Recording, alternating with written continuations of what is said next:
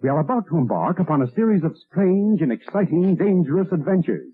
Adventures that will lead us to all parts of the world. Hello and welcome to another Bad Comic Review. This time we're looking at Absolute Power Ground Zero, Issue 1. This is a one-shot from DC Comics in 2024. I actually have the variant cover by John Timms, which has nothing to do with the book. It's just some leftover pinup, I guess, from when Superman came back. I don't know. Okay, it just has nothing at all to do with the book. So this story is done in stages. Each stage is sort of a mini story. Stage 1 is by writers Nicole Maines Mark Waid, art by Skylar Patridge, colors by Patrico Delpeche, letters by Seve Wands. Associate editor was Paul Kaminsky. And this one finds Jay Nakamura on the run from Deadeye and Dreamer. He thought Dreamer was his friend, but then the events of Suicide Squad Dream Team happened, and apparently Amanda Waller took over the island nation of Gamorra and killed Nakamura's mother. And now he's on the run, and he's using his phasing power to try and escape. That doesn't get him very far, and he has a very tense conversation with Dreamer where they argue about who's saving who, because Dreamer is saying that her family is being held hostage by Waller, and Jay Nakamura is very upset because he thinks that Dreamer sacrificed his family for her own. Stage 2 is written by Chip Zdarsky and Mark Waid, art by V. Ken Marion, colors by Patrico Delpeche, I don't know how to pronounce that name, Seve Wands on letters, associate editor Matthew Levin, edited by Paul Kaminsky. And this one finds Time Commander being resurrected so that he can resurrect Failsafe. Now, Failsafe was destroyed by Batman and the Bat family over in the Batman books a while ago, but Amanda Waller wants Failsafe rebooted, and he has to do that. He tries to escape, and that doesn't really work out. And we end up with an illusion that there are going to be some other problems in the future, thanks to some what appear to be Amazobots. Stage 3 is by Joshua Williamson, with the art and colors by Gleb Melnikov, and this finds one of the Brainiac ships from House of Brainiac crash landed, and it looks like there's a Brainiac android there that is apparently a blank slate, and Amanda Waller takes it to the Sanctuary program and spends years